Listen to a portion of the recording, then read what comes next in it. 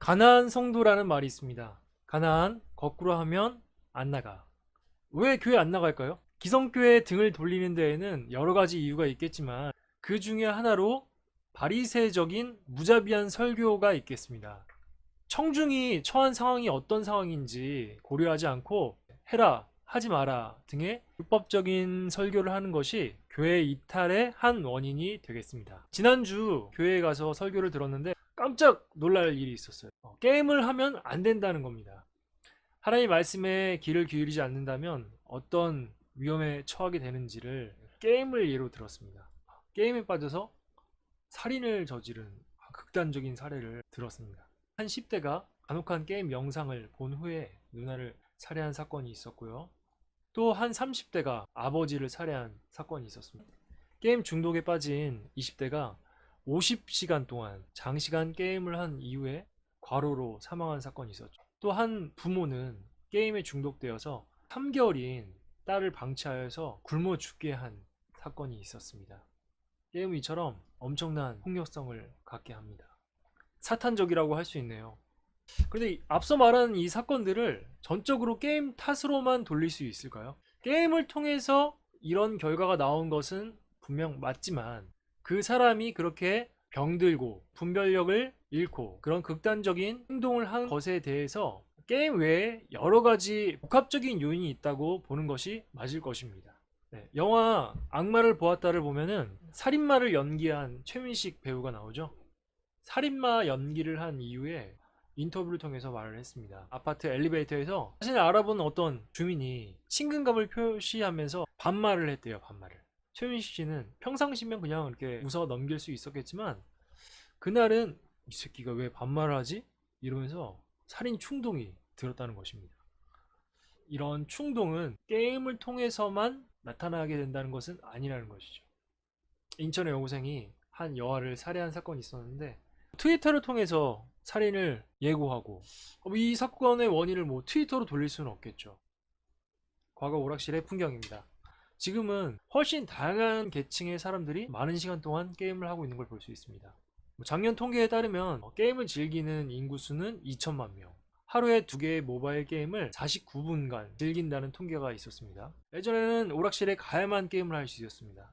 근데 지금은 스마트폰에 게임을 쉽게 깔 수 있어서 언제나 어디서나 게임을 할 수 있다는 것이죠. 게임을 하라 하지 마라 이렇게 하면 될까요?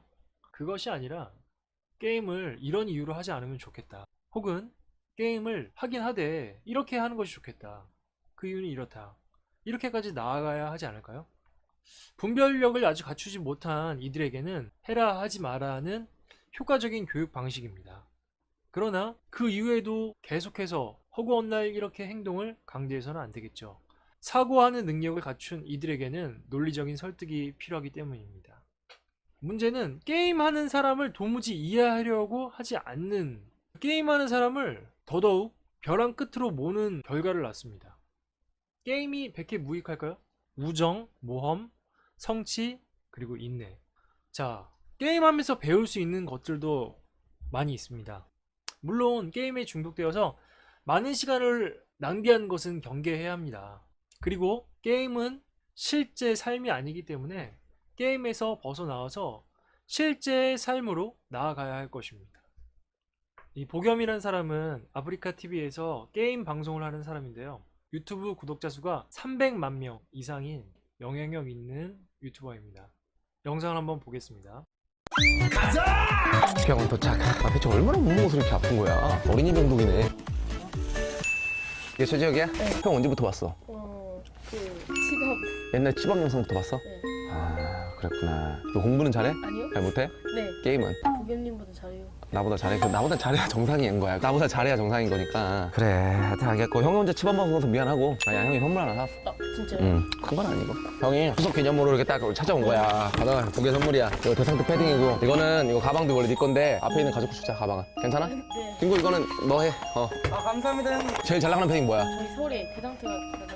태근 진짜 잘 나가? 좋았어. 한번 까서 입어봐. 그래, 형도 보람이 있지, 임마. 그래, 임마. 유튜브가 오케이가 나올 거 아니야, 임마, 이 새끼야. 이렇게 되거든요. 아, 이런 건 이게 이렇게 막 해도 되는데, 그래도 괜찮아. 뭐 이렇게, 이렇게. 나 좀 춥더라고. 다음 달부터 입고 다녀. 네. 그래, 공부 열심히 하고, 임마, 하지? 그래 알았다. 형 가볼 테니까 그 서울 친구들 많이 놀린다면서 아버지 없다고. 네. 서울에 있을 때만큼은 내가 네 아버지가 되어줄게. 하여튼 공부 열심히 하고 임마. 형 고맙습니다. 간다 형은.